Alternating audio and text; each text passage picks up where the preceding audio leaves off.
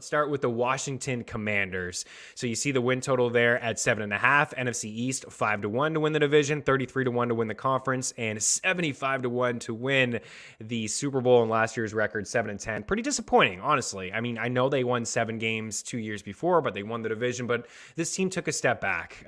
Defensively, they took a step back. The offense still has a lot of holes. Let's roll through it. 21st in total DVOA, Football Outsiders. 22nd in pass DVOA, 21st in rush DVOA. 21st in yards allowed per game, 202 passing yards allowed per game, 21st, 121 rushing yards per game. These are offensive numbers. I'm all over the place. Okay, so they're 21st in yards per game, 21st in passing yards per game, 12th in rushing yards per game, and 24th in points per game, 19 points per game. Confused yet? I know I am. But ultimately, when you walk through it, the offense wasn't good. They're in the bottom 10 in every offensive category. They didn't score a lot of points. They ran the ball well. They didn't pass the ball well. But this is where the concerns were for me defensively. 27th in total DVOA, according to Football Outsiders. 18th against the pass. 7th against the rush, so not bad. 359 yards allowed per game, the 11th most. 254 passing yards allowed per game, the 4th most. 104 rushing yards allowed per game, the 8th fewest. So really strong against the run.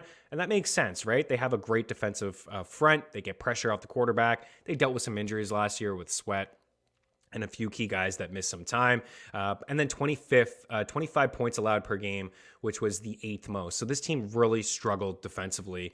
And I don't really feel like they did a whole lot. Their biggest loss, Ricky Seals-Jones, right? Like whatever. The biggest addition is Carson Wentz. And Carson Wentz has had some issues over the past couple seasons, right?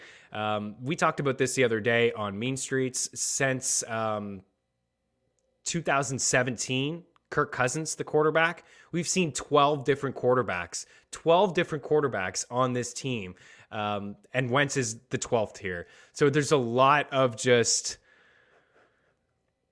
I don't think he's the answer. There's a lot of just patchwork. Is there not? Like there's a lot of just different quarterbacks that have been on this team, and I know they've done a decent job over the past couple of years of trying to surround the quarterback with offensive, like, gifted players, and Terry McLaurin is certainly a stud, and they just locked him up. They extended him.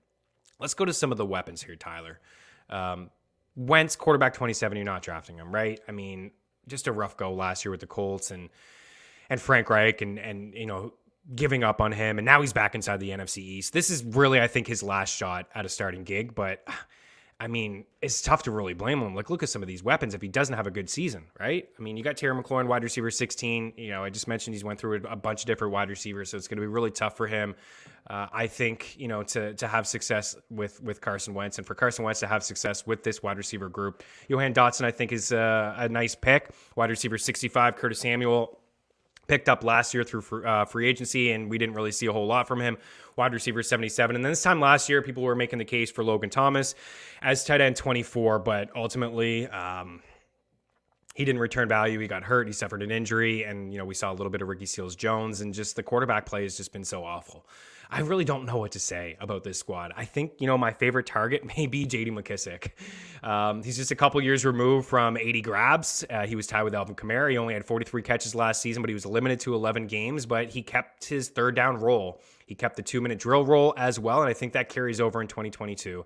It looked like he was going to be a member of the Buffalo Bills, but they decided that they brought him back, and I think that's bad news for Antonio Gibson. I think a lot of people want him to be a bell cow back, you know, a wide receiver converted running back. They don't really line him up wide all that often. They don't use him on third down, and they don't use him in the 2-minute drill. I think that was just completely mind-boggling. I don't know. I don't feel like his body type is like a true bell cow back, but I don't understand why he wouldn't be used in a third down role. I got to fade him. You know, they not only drafted Dotson, not on this board is Brian Robinson from Alabama, who could be the goal line back here for Washington and who could steal a couple touches on first and second down for the Washington Commanders. So I know this is a quick little run through on Washington, but I don't believe Wentz is a huge upgrade. I think a little bit over Taylor Heineke and other people that they've been rolling out, Kyle Allen, Alex Smith, right? He is an upgrade, but he's got his issues. He's not a very accurate quarterback. He struggles with pressure, and the offensive line is not fantastic in Washington. It's just okay. So I'm pretty much fading everybody on that board. I think Terry McLaurin, if he falls, outside the top 16, 17, you get him as your wide receiver 2. I think that's fine. I think he's a really, really, really good wide receiver. I think him signing is really good for Washington. Now we can get some reps in with Carson Wentz instead of sitting on, at the, on the sidelines and Wentz trying to, get chemistry with other guys. But this team is going to be all about Chase Young, Sweat, Payne.